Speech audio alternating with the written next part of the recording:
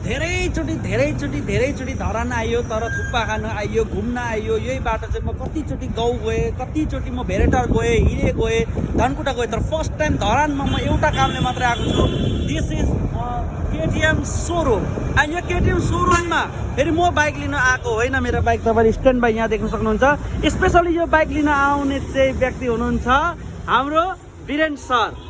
So Viren sir, तपाईँको यो आज के छ, आज कस्तो फिल भइरहेछ कतै न कतै? ओमा यो मेहनतकै फल भनौँ होइन, यो मेहनतको फल सँगसँगै सेभिङको नतिजा पनि हो है। सब मान्छेले कमाउँछ, very good, it's not a big deal, but को मान्छेले सेभिङ गर्छ, that is the fucking main things.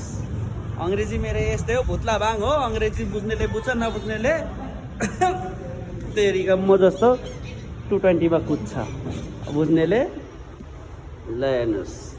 This is a KTM